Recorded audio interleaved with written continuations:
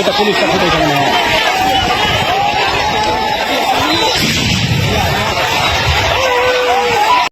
আসসালামু আলাইকুম এভরিওয়ান, আশা করি সবাই ভালো আছেন। আমি প্রবাসী, আসলে প্রবাসী থাকি অনেক কিছুই করি, কিন্তু সব কিছু কিছু সময় কিছু কিছু বিষয়ে দুঃখ লাগে, দুঃখ প্রকাশ করার জায়গা পায় না। তো আপনাদের সাথে শেয়ার করতেছি যে কালকে একটা নিউজ দেখলাম বাংলাদেশে, যে চাঁপাইনবাবগঞ্জ ভারতের কিছু দুষ্কৃতিকারী, ভারতের কিছু মানুষ বলবো না, এরা দুষ্কৃতিকারী, যে মনে করেন যে বিএসএফ এর লোক, আসলে এরা পোশাকধারী সন্ত্রাসী, না হলে তো এরা করে না। আর আমরা বাংলাদেশের বিজিবি, তো বাংলাদেশের থেকে নাকি 50টা আম গাছ কাড়ি লয়ে গেছে। আরেকটা বিষয় দুঃখ লাগছে, যে সেটা হলো যে হাত বোমা যেটা বলে, এটা বাংলাদেশের মানুষের উপরে নিক্ষেপ করছে, যেটা হলো বাংলাদেশের পেট্রোল বোমা বলে মনে হয়, যা আমার আইডিয়া আর কি। আসলে বিষয় হচ্ছে যে আসলে আমরা মানুষ হিসাবে, আমরা একটা জাতি হিসাবে, আমরা কারোর সাথে যুদ্ধ হওয়া, আমরা দেশের মানুষ ক্ষতিগ্রস্ত হওয়া, যে ফেলানির মতো যে তার সাথে যাই যে জীবন দেওয়া, আমরা এরকম কিছু চাই না।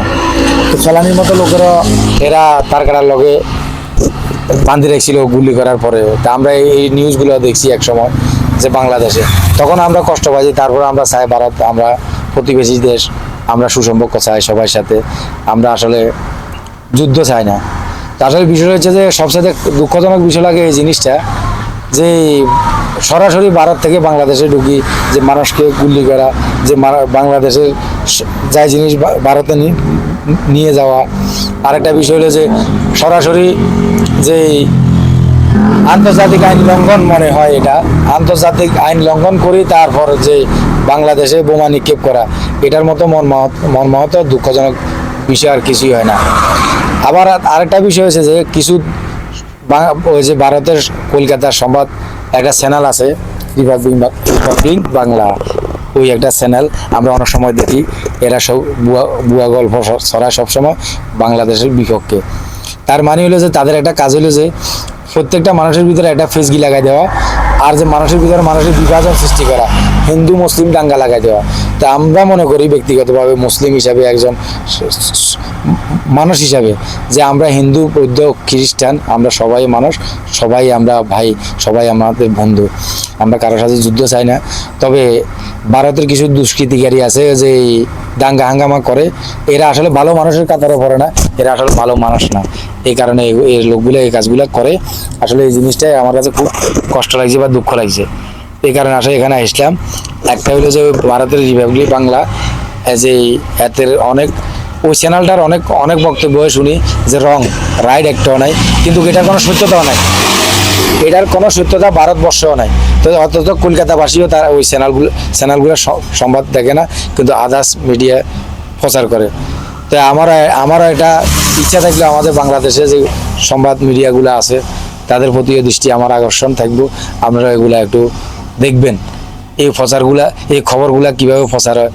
আপনারা তো বাংলাদেশের মিডিয়া হিসাবে আপনাদের দায়িত্ব আছে, সবাই দেখবেন। আমরা বাংলাদেশি নাগরিক হিসাবে আমরা বিদেশে কষ্ট করি, ভাত খাই, এটা অনেক কষ্ট লাগে। তো এই কথা তো অনেকে থাকি আমরা বলার, তো আর বলবো কি, যে আবার প্রবাসের পক্ষ থেকে আরেকটা কথা না বলিও নয়, গত কিছুদিন আগে যে এয়ারপোর্টে শুনলাম অনেক কিছু পরিবর্তন হয়ে গেছে, যে এখানে এসি, এয়ারকন, তারপরে যে কি বলে যে ওয়াইফাই, কিছুই অভাব নেই। আবার দেখি যে এয়ারপোর্টে প্রবাসীরা দড়ি মারে, প্রবাসী লাগেজ কাটি ফেলায়, ব্রিক্স ফিস কাটি ফেলায়। অথচ বাংলাদেশে যুদ্ধক্ষেত্রে অংশগ্রহণ নিছে প্রবাসীও আছে রিমিসে যুদ্ধে। এই কথাটা আপনারা আবার স্মরণ করবেন। তো এই যে যারা যেখান থেকে আমার ভিডিওটা দেখবেন, যদি ভালো লাগে অবশ্যই শেয়ার দিয়ে দিবেন, যে কমেন্ট করবেন, আমার যদি ভুল টুটি থাকে ক্ষমা দৃষ্টিতে দেখবেন। তবে হ্যাঁ, ভারতের পক্ষে লাস্ট আরেকটা কথাই বলি, ভাই আমরা কারোর সাথে যুদ্ধ চাই না। আমার এখানে ফ্যান লিস্টে অনেক ভাই বেরাদার আছেন যে কলকাতার বা ইন্ডিয়ার, আসলে আমি কারোকে ছোটো খাটো করি বলি নাই। আমরা সবাই ভাই, সবাই আমরা বন্ধু। তবে হ্যাঁ, আমরা সব সময় যেমন যে একটা প্ল্যাটফর্মে কাজ করি, যেমন একতাবদ্ধভাবে আমরা বিশ্বের ভিতরে যতদিন বাঁচি থাকতে চাই ততদিন একতাবদ্ধভাবে বাঁচি থাকতে চাই, যেহেতু মৃত্যুর আগ পর্যন্ত কেউ কারোর সাথে দ্বিধাদ্বন্দ্বে না জড়ায়, এটাই আল্লাহর কাছে আমরা কামনা করি। সবাই সুস্থ থাকবেন, ভালো থাকবেন, দোয়া করবেন। আল্লাহ হাফেজ, আসসালামু আলাইকুম।